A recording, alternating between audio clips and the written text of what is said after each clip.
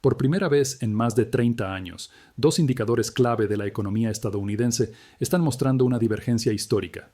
Y cuando dos variables que normalmente se mueven juntas empiezan a separarse de esta manera, suele ser una señal de que algo profundo se está desajustando en el sistema.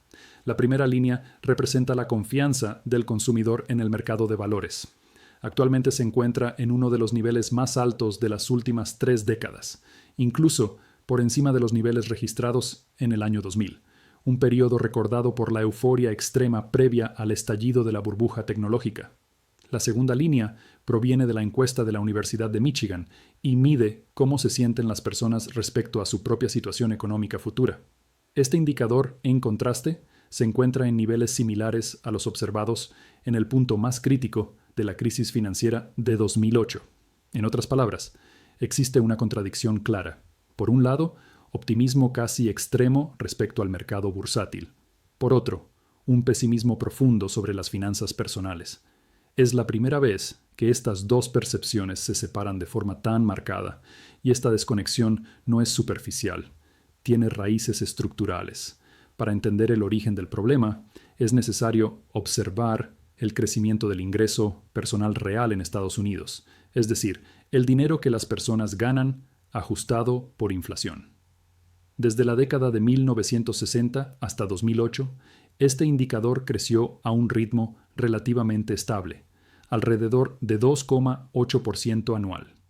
Esa estabilidad permitió que las familias formaran expectativas razonables sobre su futuro financiero. Este concepto se conoce como ingreso permanente, desarrollado por Milton Friedman en 1957. La idea es simple. Las personas toman decisiones financieras, como comprar una casa, ahorrar o invertir, basándose en lo que creen que ganarán a largo plazo. Sin embargo, desde 2008, el crecimiento del ingreso real ha quedado por debajo de su tendencia histórica. Alguien que en 1999 proyectaba su situación financiera para 20 años después, probablemente esperaba un nivel de ingresos mucho mayor al que realmente se materializó. Esa brecha entre expectativa y realidad nunca terminó de cerrarse tras la crisis financiera. Y el problema se agravó después de la pandemia.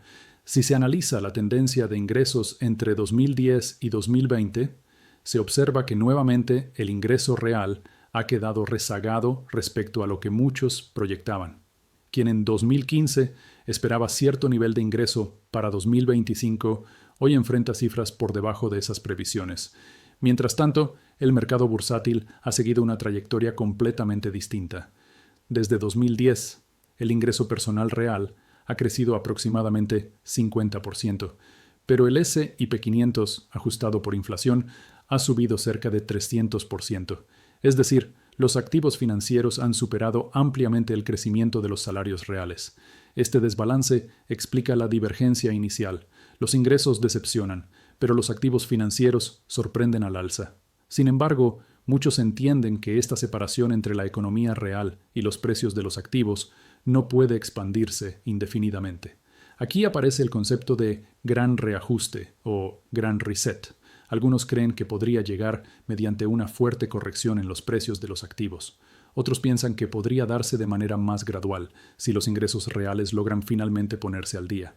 Pero lo que parece cada vez más claro es que el desequilibrio actual requiere algún tipo de ajuste. Otro elemento clave es la tasa de ahorro personal en Estados Unidos. Desde los años 80 ha caído de aproximadamente 13% a cerca de 4%.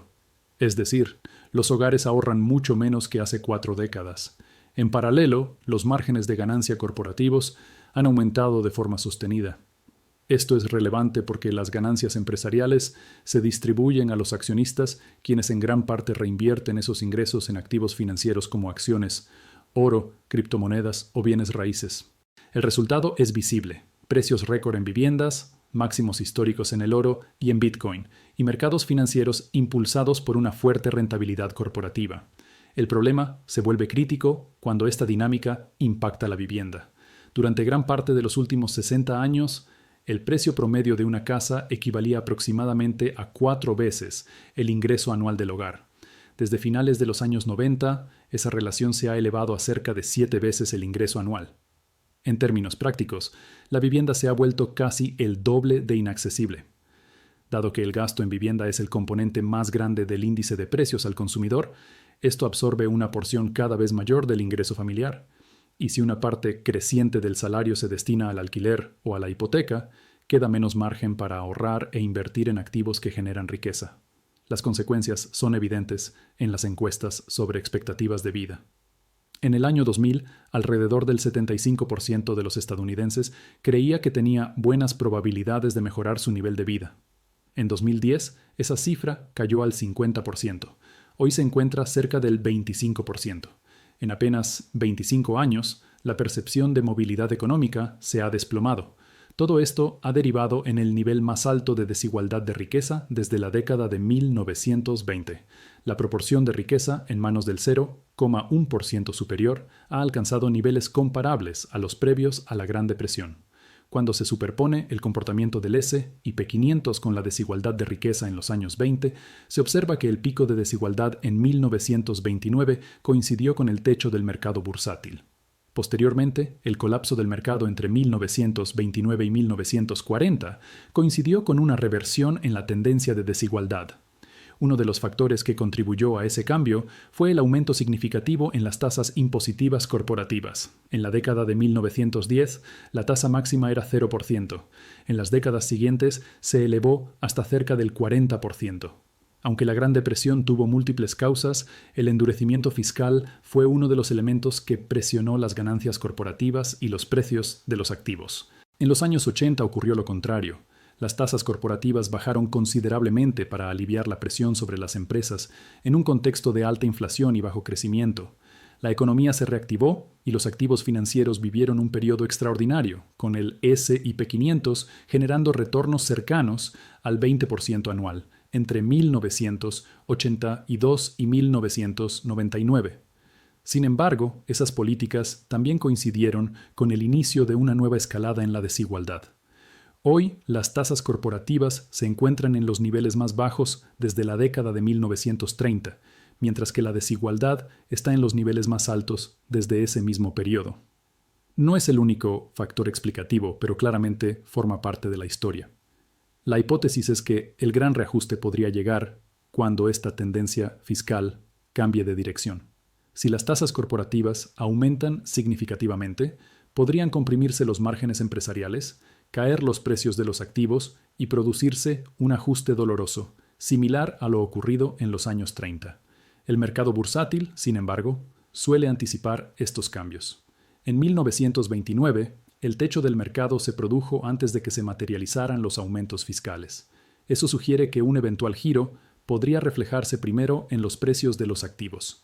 Por ahora, el entorno macroeconómico continúa favoreciendo los activos financieros, que reciben fuertes flujos de capital, pero si la tendencia se revierte, el cambio podría ser brusco. La divergencia entre la confianza en el mercado y el pesimismo personal no es una anomalía menor, es una señal de que el sistema financiero y la economía real están desalineados. Y cuando esas brechas históricas finalmente se cierran, rara vez lo hacen de manera suave. Para comprender mejor hacia dónde podría dirigirse este posible reajuste, es necesario profundizar en la estructura del ahorro y la distribución del ingreso. Desde la década de 1980, la tasa de ahorro personal en Estados Unidos ha seguido una tendencia descendente constante. En aquel entonces, los hogares ahorraban cerca del 13% de sus ingresos. Hoy, esa cifra ronda apenas el 4%. Esto significa que, en promedio, las familias destinan una proporción mucho menor de sus ingresos a la acumulación de capital propio. Ahora bien, si se superpone esta tendencia con la evolución de los márgenes de ganancia corporativos, aparece un contraste importante. Mientras el ahorro de los hogares cae, los beneficios empresariales se mantienen elevados o incluso en máximos históricos. ¿Por qué esto es relevante? Porque las ganancias corporativas no desaparecen, se distribuyen principalmente a los accionistas. Y los accionistas, a diferencia del consumidor promedio, no destinan la mayor parte de esos ingresos al consumo inmediato, sino que los reinvierten en activos financieros. Es decir, el capital vuelve al sistema financiero en forma de compras de acciones, bonos, bienes raíces, oro o activos digitales. Ese flujo constante hacia los mercados financieros ayuda a explicar por qué los precios de los activos han seguido subiendo incluso cuando el ingreso real de la mayoría de las personas no lo ha hecho al mismo ritmo. El problema estructural aparece cuando esta dinámica impacta en el mercado inmobiliario. Durante gran parte del siglo XX, el precio promedio de una vivienda equivalía aproximadamente a 4 veces el ingreso anual del hogar. Esa relación permitía que una familia promedio aspirara razonablemente a convertirse en propietaria. Sin embargo, desde finales de los años 90, esa proporción ha aumentado hasta aproximadamente 7 veces el ingreso anual. Esto implica que el acceso a la vivienda se ha vuelto considerablemente más difícil, especialmente para quienes no poseen activos financieros que hayan crecido con el mercado. Y aquí surge un efecto dominó. La vivienda es el componente más importante dentro del índice de precios al consumidor. Si el costo del alquiler o la hipoteca absorbe una parte cada vez mayor del salario, el margen para ahorrar e invertir se reduce drásticamente. En términos prácticos, esto crea una brecha acumulativa. Quienes ya poseen activos se benefician del aumento en los precios, mientras que quienes dependen exclusivamente de su salario ven cada vez más difícil entrar en ese circuito de acumulación de riqueza. Las encuestas sobre percepción de movilidad económica reflejan esta realidad. Hace 25 años, una mayoría clara de la población creía que mejoraría su nivel de vida con el tiempo. Hoy, esa confianza se ha reducido drásticamente. La sensación de estancamiento no proviene solo de factores psicológicos, sino de una estructura económica donde el crecimiento del capital ha superado al crecimiento del trabajo. Esta acumulación desigual se traduce en niveles de concentración de riqueza que no se veían desde la década de 1920. Cuando se analiza la proporción de riqueza en manos del 0,1% superior, se observa que ha vuelto a niveles similares a los previos a la Gran Depresión. Históricamente, estos picos de desigualdad han coincidido con grandes puntos de inflexión económicos. En 1929, el máximo de concentración de riqueza ocurrió prácticamente al mismo tiempo que el máximo del mercado bursátil. Luego vino el colapso y con él una reversión en la tendencia de desigualdad. Lo importante aquí no es afirmar que la historia se repetirá exactamente igual, sino entender que cuando los desequilibrios alcanzan niveles extremos, el sistema tiende a buscar una forma de reequilibrarse. La pregunta central no es si habrá un ajuste, sino cómo se producirá. Podría venir mediante una corrección violenta en los precios de los activos, reduciendo la riqueza financiera acumulada, o podría darse a través de cambios estructurales en política fiscal, regulación o impuestos que alteren la distribución de beneficios corporativos. En cualquier caso, la divergencia inicial entre optimismo bursátil y pesimismo personal no es una simple curiosidad estadística. Es una señal de tensión estructural acumulada durante décadas. Y cuando esa tensión alcanza cierto punto, el reajuste deja de ser una posibilidad teórica para convertirse en una necesidad económica. Para entender cómo podría desencadenarse ese reajuste, conviene observar otro elemento clave en la historia económica: la política fiscal, especialmente los impuestos corporativos.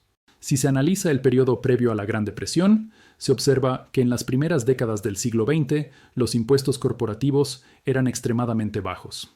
Posteriormente, los responsables de política económica comenzaron a incrementarlos de manera significativa.